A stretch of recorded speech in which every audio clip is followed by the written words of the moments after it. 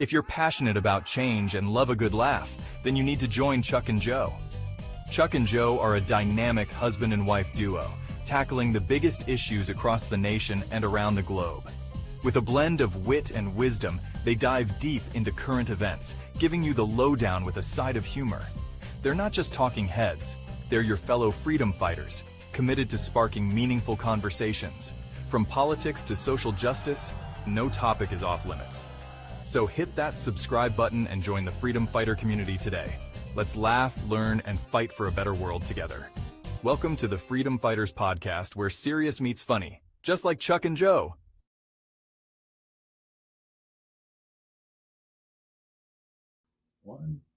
Hi, everyone. I'm Joe, and this is the Chuck and Joe and the Freedom Fighters podcast. Welcome, everyone. Today, I'm going to start off with let's keep talking and let's get walking as my theme. America, we need to keep talking. As Charlie Kirk so boldly told us many times, talking is where we need to be, not fighting. And I very much agree with this. However, there's some things that I think are getting by many Americans. Now, I'm just an older American, and that's okay. And I know there's a lot of young people out there that have things to say, and I do want to hear them. But I want to talk to everyone out there. Democrat, Republican, Black, white, Christian, non-Christian. I don't care. I just want to talk to everyone. Let's put down these arms that we're putting up against each other and remember that we're Americans. Okay? We're Americans first. Christians and friends. Put it all together. There's so many things we could talk about. But I'm going to start off with some important themes that I think that are being missed. I currently watch two older ladies that have been doing podcasting and putting the word out about what's going on in America since the 1970s. Now, I'm not getting paid for this, and they don't know that I'm saying this, but I am going to promote this. These ladies are absolutely intelligent, understand the whole system and what's being brought down in America and what's being expected of Americans and how we are supposed to react. Their names are Barb Boyd and Susan Kokenda, I believe. Sorry if I've mispronounced that.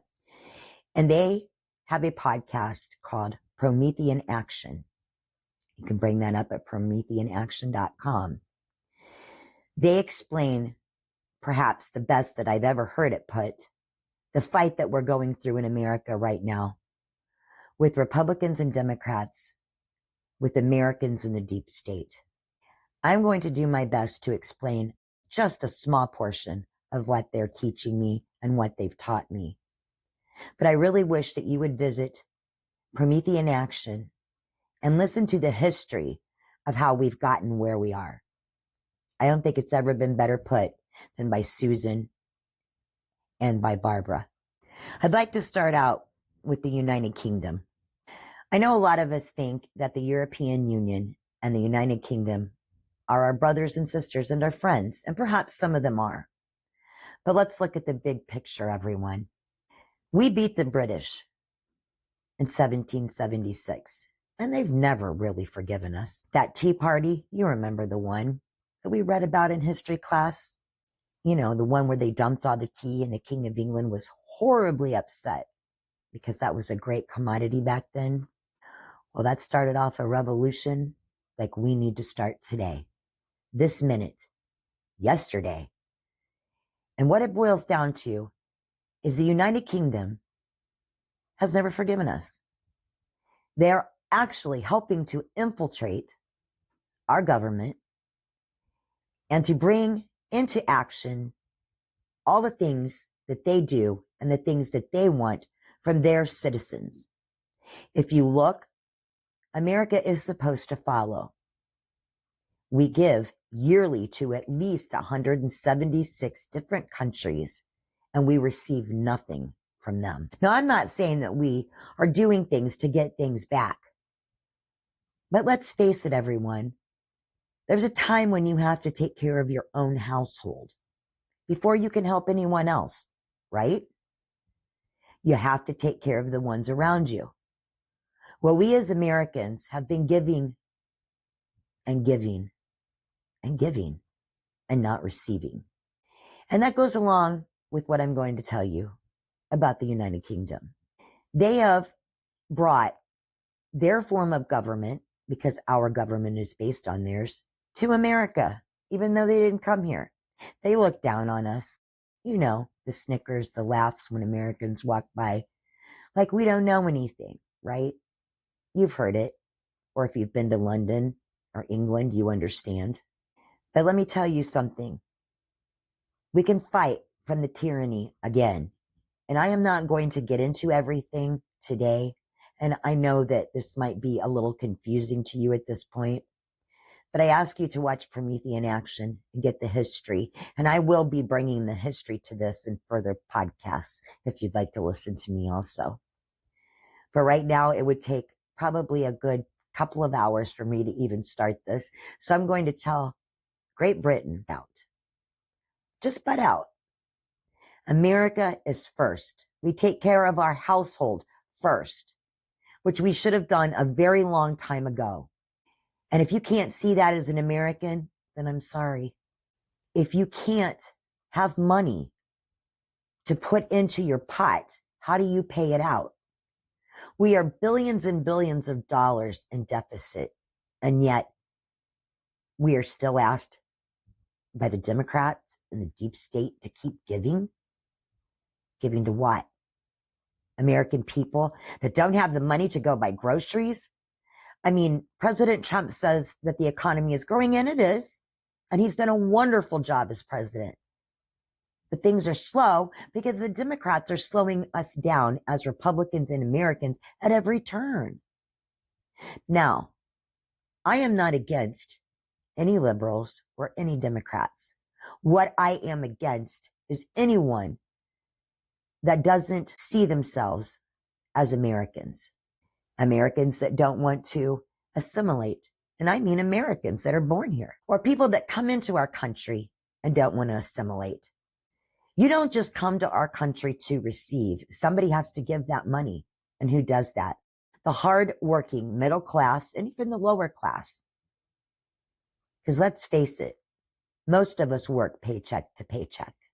That being said, I want to tell you a little bit more about where I was going with the European Union and with this capture of Manduro. Everyone's really calmed down a little bit about Manduro's capture. But at first, everyone was angered.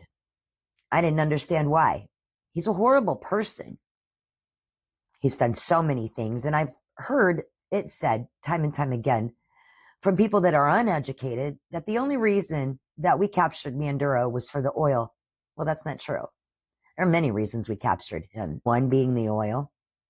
Another being the voting scandal that we just went through in 2020. You ask what? Manduro, how is he connected to that? Well, I'm going to tell you. Manduro started as a soldier, pretty much. Did what he was told, worked his way up. There was a revolution, semi-revolution, when the leader of Venezuela died.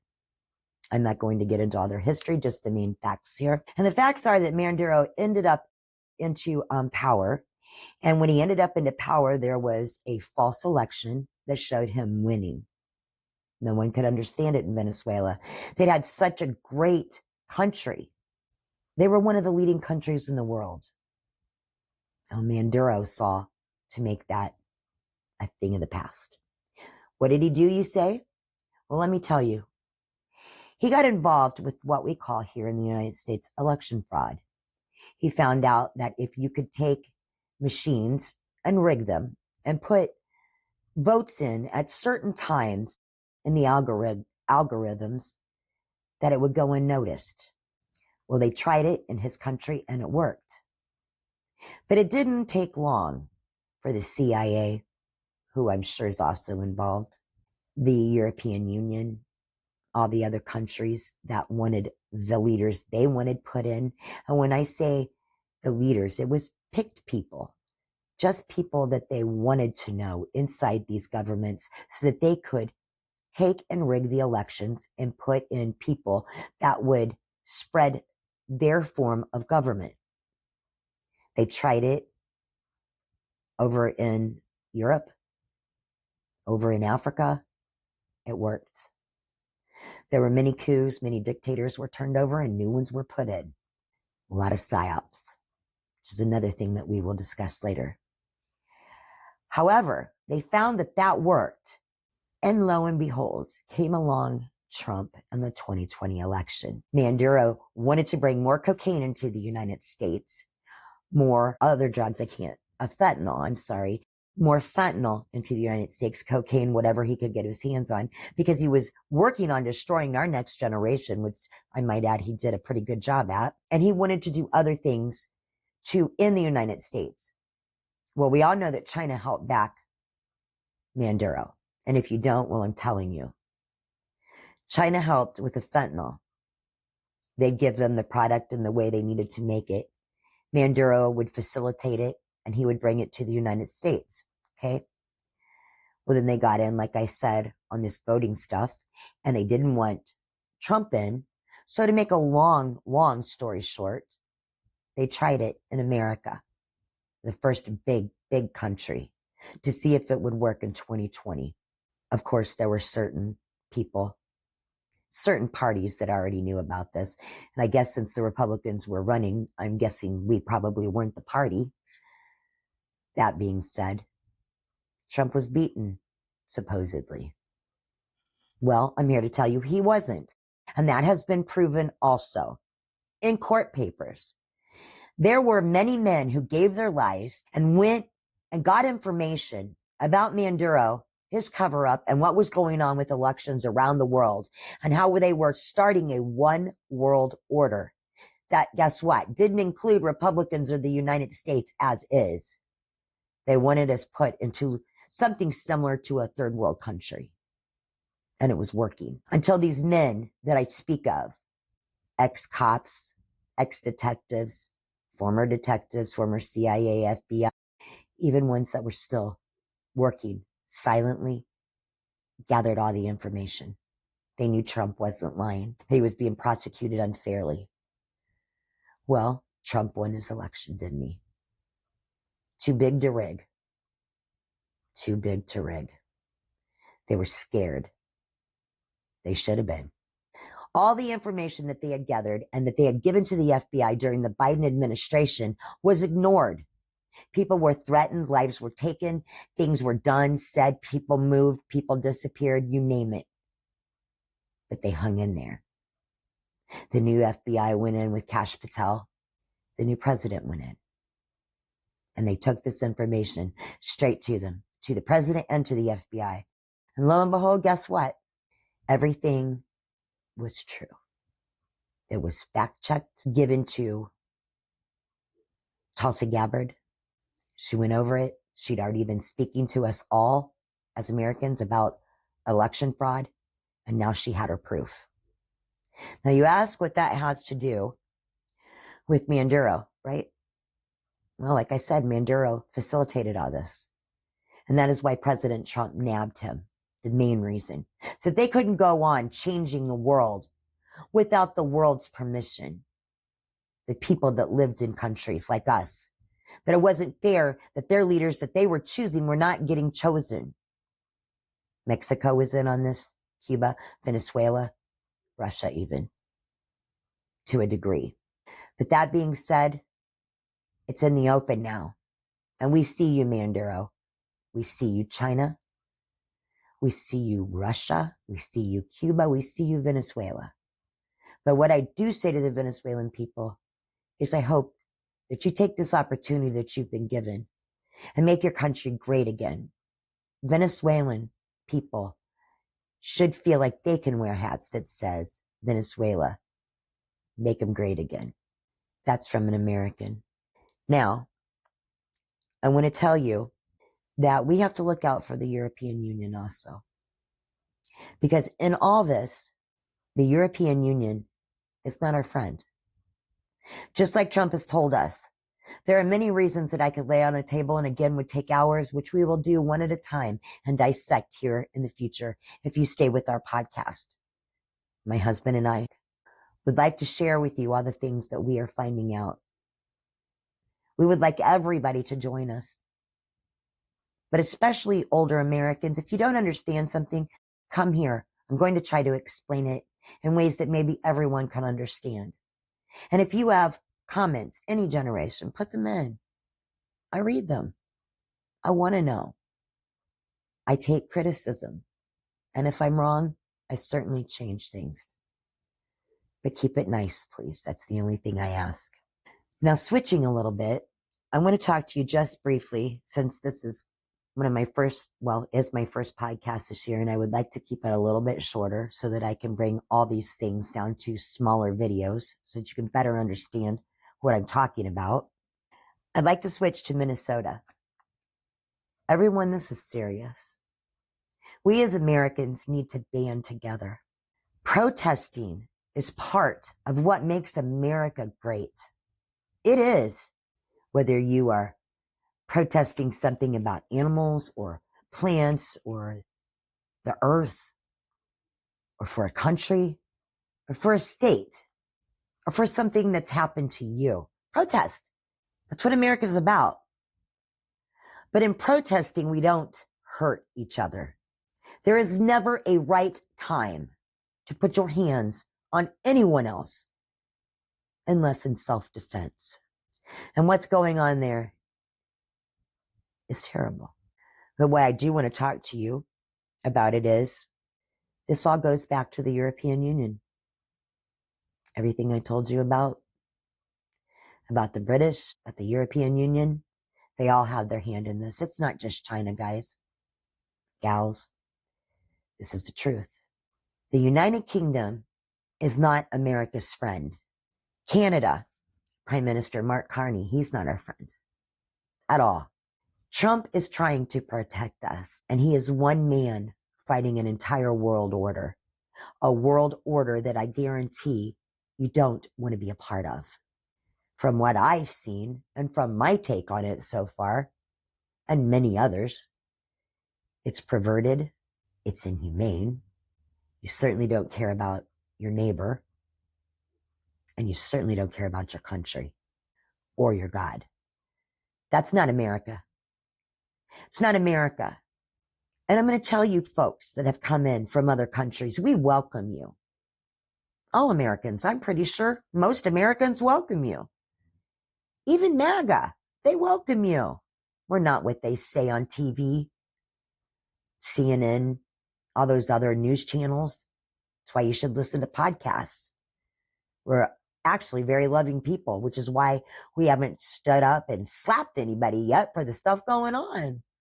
A little humor there. But the truth is, we can only take so much.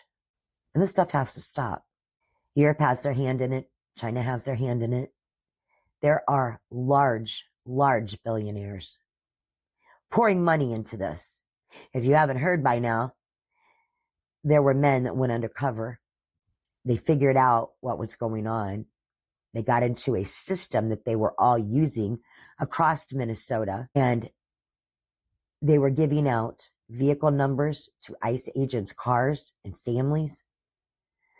They were following and tagging people that they didn't think were Democrats. You shouldn't be able to tell somebody in America that they can't come to a state or a country.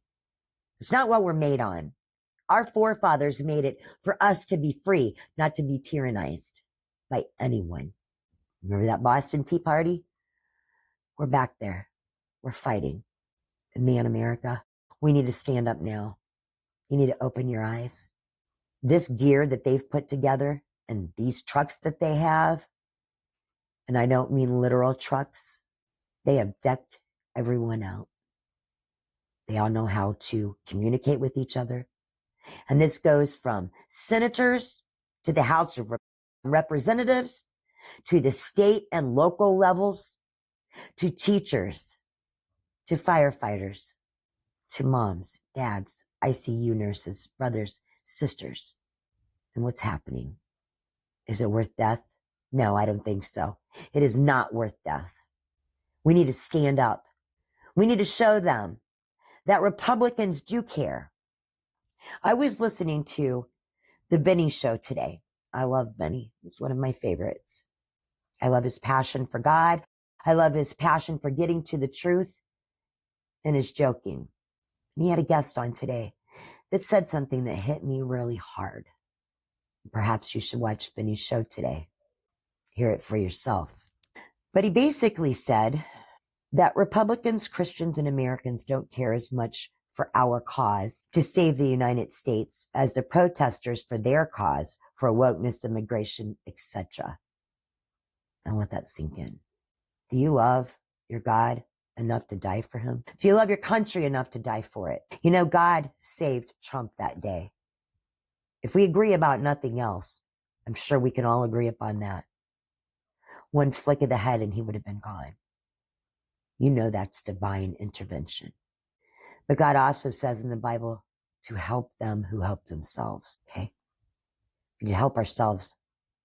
We need to get out there and we need to fight. Because what he's basically saying is Americans don't care, Christians don't care. That we don't care enough about America or ourselves or our grandchildren or our children or anything for that matter to get up and to fight for it. Well, I know at my home we do. First and foremost, I die for Christ. Second, I die for country. Third, I die for family and friends. Now, I love the America that I know, knew, and still want to participate in. We need to get back to our American values, to loving one another, to prosper, to open businesses, to thrive where other people in other countries couldn't. But until we think about that statement that he made, and really let it sink in, I don't think we're going to get anywhere because he's right. I know that most of us haven't stood up so far because President Trump hasn't asked us to, but we're trying to show that there's a side of humans that has logic, that we can think things through before we do anything, whether we're going to hurt someone or whether we're going to argue with someone, whatever. We like to think that we are the logical party, but are we? If we don't fight for America, no one's going to. And we are just an election away from losing it. And they don't want us to prosper, the Democratic Party, the deep state. They want us to go down. And they will be coming after us. They've made that clear. The Democrats have made no qualms about hiding how they feel about Republicans, MAGA, Christians. They're coming after us, folks. We need to take a stand. I want to set up a peaceful but loud and unpaid protest around the nation. I want to do it more than once. I want to go where they're protesting and show them that we can protest peaceful and that we can make a statement just like they can with millions of people from each state. When we go to your state, go. Take that day off from school. Take that day off from work. Take that day off from whatever and get behind your country and your fellow countrymen. Now, I can't do this all on my own, but I want to start a movement like they've never seen. In the words of Erica Kirk, they've put a fire in this girl and they don't know what they've done. Let's lift this nation up. If you have skills or can help in any way, and help, I mean to donate your time to our cause. Maybe you're at home sitting and you have special traits, special gifts that you can help us with, i.e. putting things on a computer, making up websites for the different states, making up contact people. Maybe you can make a list. Maybe you can make flyers. Maybe you can whatever. Just get with me. I'd like you to hit the like and subscribe button to help promote my site, my husband's site, our site, America's site, the Freedom Fighters site. Let us know what you think. And if you're able to help in any way, let's start a movement like they've never seen. And if it takes us older people to start it, that's fine. And if you young people, and especially you young Christians, don't have anywhere to go, jump in, join, and help. I need all of you. I can't do this on my own. But God has brought this to my heart, and I want it to be big. As Trump said, too big to rig. So if you would, one last time, hit the like and subscribe button to help promote this site. That's all I have today. I pray and I hope that your family and your life is everything that God would want it to be. I lift you up, and I hope that you pray and lift every American up, every person in this world. This is Chuck and Joe. This is the Freedom Fighters Podcast, and we'll see you next time.